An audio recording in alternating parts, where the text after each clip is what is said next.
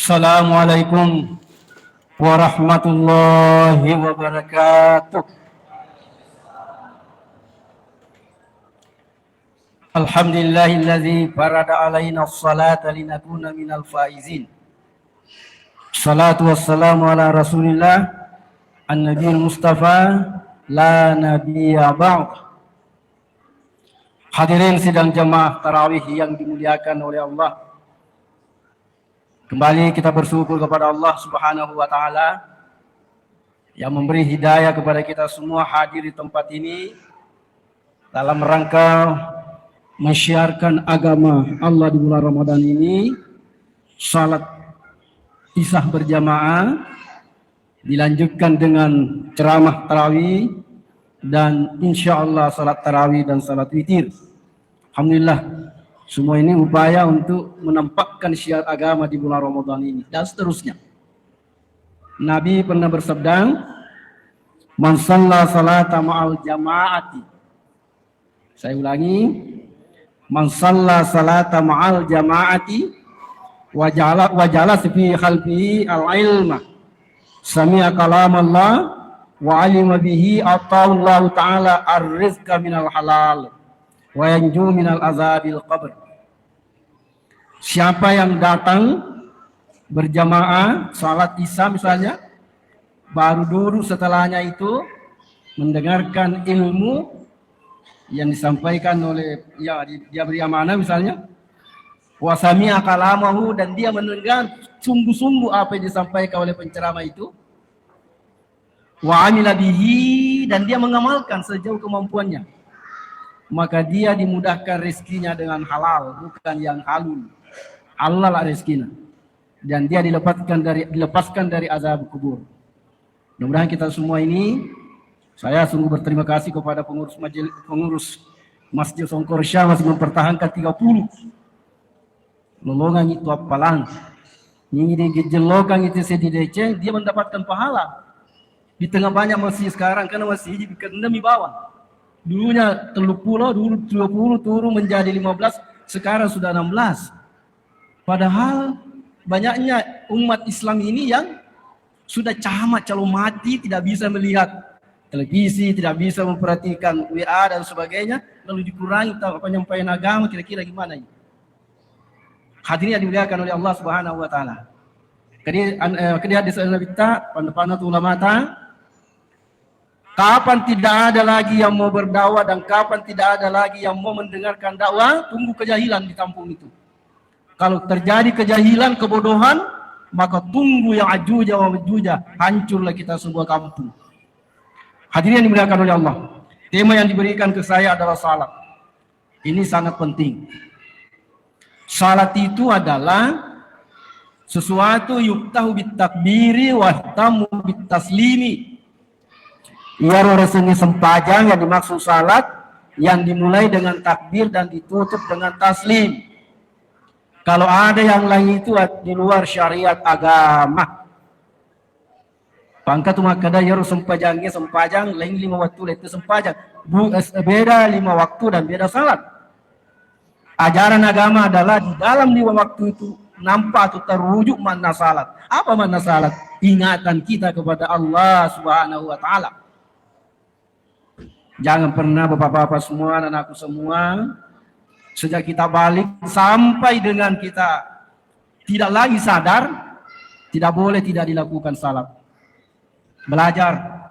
Yang belum tahu apa bacanya, yang penting paling tidak Fatihah kita sudah sempurna, syahadat sudah sempurna. Itu yang paling pertama dulu. Aceni maguma sempaja rokok, kalau orang rokok, kalau sujud kita ikut. Biasakan itu, baru kita belajar bacaannya, baru kita belajar bagaimana kesempurnaan salat itu. Karena isi salat itu adalah ingatan kita kepada Allah. Setidaknya kita ingat diri kita bahwa kita salat. Karena sering kita salat, kita tidak tahu apa yang dibaca Pak Imam tadi. Karena yang diingat yang lainnya. Jadi, kalau sudah kita meningkat, kalau pertama silakan lakukan, yang penting Anda bisa rukuk, bisa sujud. Baru belajar Fatihah, baru belajar bagaimana sempurnanya bacaan-bacaan kita. Baru belajar mengisi kualitas salat kita.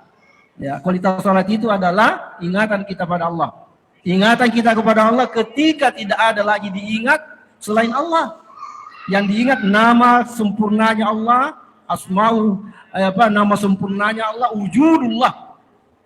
Sifat sempurnanya Allah dan wujudullah, ingatan adanya Allah. Ketika hilang semua ingatan kita, hanya terfokus kepada sesuatu yang kita ingat tidak pernah disentuh oleh panca indera, maka itulah sebenarnya ingatan kita kepada Allah sederhananya. Aqimis salata li zikri, dirikan salat untuk mengingat kepada Allah Subhanahu wa taala. Hadirin yang dimuliakan oleh Allah. Yang saya mau sampaikan sekarang adalah salat itu tidak boleh tidak bisa ditinggalkan selama masih ada ingatan kita atau sebelum kita meninggal. Sebelum masih ada ingatan kita, tidak boleh tinggalkan. Yang prihatin kita bapak-bapak dan saudara-saudara semua, kalau kita sudah sakit. Banyak sekali di antara kita kalau sudah sakit dia nak sempajang. Malah saya dia tuh sempajang kalau sudah habis, sudah terakhir penyakit kita itu gimana? Berarti kita tinggalkan salat. Man tarakas salata muta'ammidan faqad kafara jihara. Siapa yang meninggalkan salat dengan sengaja, maka dia itu pada dasarnya kafir senyata pada waktu itu. Artinya ingkar dalam waktu pelaksanaan salat itu. Maka saya mau ingin sampaikan kepada kita semua, orang yang sakit itu bukan alasan untuk tidak sakit salat. Napa mesem-mesem dia nak sempaja wa yazillah. Ya. Sakit di rumah sakit, kalau kita ke rumah sakit itu berapa saja yang orang salat. Yang diurus anaknya hanya makanan dan obat. Sebahagiannya tidak pernah mengingatkan, bapak sempaja ki dulu. Atau orang yang sakit mengatakan, anak pas sempaja nggak dulu. Kasih ingatkan saya salat. Ya kan? Tidak ada alasan, tempat tidak ada menjadi alasan bahwa kita tidak salat. Kalau sakit misalnya dibalut, ya kita wudu di atas pembalutan itu tidak bisa dibuka, jangan dibuka. Sekali lagi, kalau diimpus ki, siapa tahu ada di belakang anak-anakku semua, diharapkan menjaga orang tuanya. Kalau diimpus dan tidak bisa dibuka, tidak usah dibuka. Disapui wudu ya roda senar bawang perbangnya, ini akan nih marjennya. Ya Nabi dulu pada ketika perang dia tidak buka sepatunya baru dia wudu, Pak. Ini saya sampaikan sengaja, tapi memang judulnya adalah tentang salat itu. Sebab prihatin sekali kita. Nabi diimpus di bola dia langsung pajak. Tugas kita yang kita menjadi durhaka penjaganya kalau tidak diingatkan, dibantu orang tua kita atau anak kita yang sakit itu tidak salat. Nabi diimpus maka Pak begitu masuk di rumah sakit pasti diimpus. Nah pasti diikat tangannya di situ. Tidak usah menjadi masalah nanti dimarahi oleh suster, tidak usah. Wudu saja di atasnya itu disapui. Kalau masih khawatir tidak boleh kena tembus air, kita pakai tayamum. Tayamum ki. Tayamum paling gampang lagi. Kalau Imam Syafi'i harus dengan debu tanah. Kalau Abu Hanifah semua yang bersumber dari tanah. Kalau suci nemu ki kudilanjangnya, tayamum ki. Nawaitu tayamum malis tibahati salah. Wakat tamat tayamum palali polis sempajangnya untuk mendirikan salat. Gampang sekali, Bu. Saya minta anakku semua ini tahu ini. Jadi kalau tidak bisa wudu tayamum saja. Dimanapun ada. Di kasur asal bersih, di palapo jadi takuro. Napa disapui, dua tangan selesai. Selesai. Ini anak-anakku yang menjaga orang tuanya. Termasuk Anda durhaka kepada orang tua kalau tidak pernah ingatkan untuk salat. Sampai andai kata ada orang yang diperban kakinya. Diperban kakinya tidak harus dicuci ya. Di atasnya perban itu jangan dipaksakan ad-darurat atau bihul mahdurat. Semua yang darurat itu membolehkan untuk dilakukan sesuatu. Saya terus terang saya sering menangis perasaan saya kalau saya kemarin saya dari rumah sakit, tidak ada yang salat. Sampai-sampai yang sakit yang saya kunjungi itu tidak salah ki. Masa dia mulai langsung baik. Bagaimana baca Quran nih? Hadirin yang dimuliakan oleh Allah. Bahagialah kalian ketika Anda bisa membantu orang tuanya ketika dia tidak mampu, terutama dalam salatnya itu. Bagaimana kalau tempat pemberingannya mengeluh di laut, mengeluh di awan, tidak ada masalah. Di situlah letaknya niat mustaqbal kiblat. Mengeluh di kiblat. Namun mengeluh di awak, mengeluh di kaki, sama kalau kita ke pesawat. Pesawat itu pasti disuruh kita salat. Masuk waktu salat, silakan salat. Kita tidak tahu menghadap kemana, boleh. Sama dengan di laut, di perahu. Ketika tidak tahu mana barat, mana apa, ya kita niatkan saja mustaqbil kiblat, menghadap ke kiblat. Allah yang maha tahu. Yang penting jangan ditinggalkan sama sekali itu salat. Panna kapan salat itu ditinggalkan, maka bisa saja musibah Allah yang datang pada kampung itu. Begitu juga berjamaah di masjid. Kalau ada orang satu kali waktu di masjid tidak ada orang berjamaah, semua kita mendapat dosa di situ karena tidak berjamaah di masjid kita. Inna awwalu ma yuhasibu bihi abdu yaumal qiyamah as-salah. Yang pertama dihitung kita punya nanti dari kemudian. Zakat dibelakang, puasa dibelakang, sedekah dibelakang, haji dibelakang. Adalah salat kita. Saya ulangi, awwalu ma yuhasibu bihi yaumal qiyamah. Yang pertama dihitung, dibuka adalah salat kita. Maka di dalam hadis lain mengatakan salatu miftahul jannah.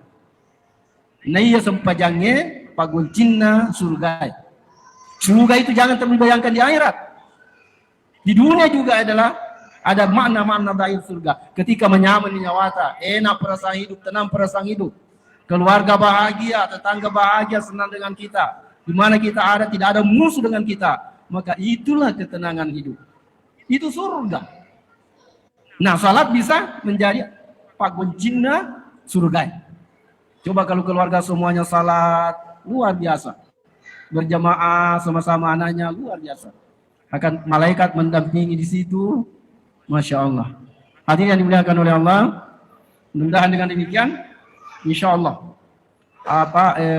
kita semua akan berkeyakinan kita, diri kita dan keluarga kita. Makanya ada doa itu, Pak, Bapak-bapak semua.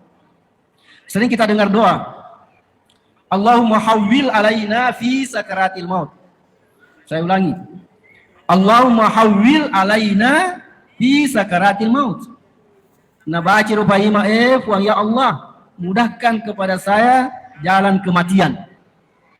Apa yang harus muncul di dalam pikiran kita. Kalau kita bilang amin, harus terbayang di hati kita, ya Allah, jangan kamu memberikan penyakit yang menyebabkan saya tidak bisa melaksanakan ibadah kepadamu. Cukup itu. Jadi setiap dibaca iman atau kita sesudah salat, bacalah itu.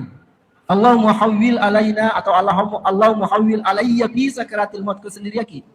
Ya Allah, mudahkan saya jalan kematianku. Kesusahan kematian.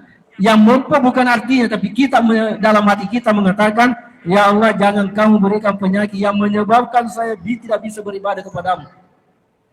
Pada itu tidak ada orang yang tidak sakit, pasti ada penyakitnya kalau lo mati. Ada apa saja, apakah berat atau ringan. Karena memang permintaan kalau mau ketika diberikan tugas untuk mencabut nyawanya anak Adam. Dia mengatakan, ya Allah, saya tidak mencabut nyawanya anak Bani Adam. Kecuali ada sebabnya. Jika mana sebab mati yang kemaladan, kematian. Yang kita minta bukan tidak sakit. Tapi jangan kita lupa, jangan kita mendapatkan penyakit yang menyebabkan kita lupa melaksanakan atau tidak bisa melaksanakan ibadah kepadanya. Hadirin yang dimuliakan oleh Allah. Seberat apapun penyakit kita, maka salat tidak boleh menjadi bahagian dari kehidupan kita. Mudah-mudahan dengan itu insya Allah, apabila bagus salat kita, ya, yaumul qiyamati fa in saluhat qad aflaha. Narekku magasing sempajata laba ditulino di akhirat. Tadi dia anak-anak ingatkan anak-anak, jangan pernah berhenti mengingatkan salat. Jangan pernah berhenti mengingatkan berjamaah. Kalau kurang di pedang, lepas nih. Ada suatu orang nanti dalam kisah sudah meninggal, dia masuk surga. Karena rajin ke masjid, pasal pokoknya ibadahnya bagus, masuk surga. Anaknya tidak masuk surga, masuk neraka. Dia mengatakan, ya Allah, saya keberatan dengan orang tuaku. Dia masuk surga, saya masuk neraka. Mungkin kenapa? Tidak pernah dibimbing saya, tidak pernah diajar saya, tidak pernah diingatkan saya untuk salat beribadah. Lalu dipanggil orang tuanya. Benar kata anakmu, tidak pernah kau ajar, tidak pernah kau bimbing. Bapak salat. Dia bilang, iya, sibuk kantor, malam baru datang, sibuk menjual. Tidak pernah saya mengingatkan mereka. Maka dikeluarkanlah orang tua itu dari surga, kemudian dimasukkan neraka untuk menutupi kesalahannya itu. Wayazubillah. Jadi kita tanggung jawab terhadap terutama salah anak kita. Wariskanlah anak kita dengan salat yang sempurna dengan baik. Saya kira itulah yang sempat saya sampaikan pada hari ini. Mudah-mudahan menjadi perhatian kita semua. Tapi kesini lalu sempajata, tambah sempajat sunnata, tapi bagai sempajat sunnata, termasuk salat sunat tarawih ini. Mudah-mudahan dengan itu kita akan mendapatkan di dalam perjalanan kita mencari rezeki selalu halalan thayyibah. Padahal tugasnya kata, rezeki yang diperoleh adalah haram, yang karena dibawa oleh haram, yang karena dibawa oleh haram. Yang kedua, kita lepas daripada siksaan kubur. Dengan demikian insyaallah kita akan menghadap ke Rabbul Izzati dalam keadaan tenang dan damai. Sekian dan terima kasih. Assalamualaikum warahmatullahi wabarakatuh.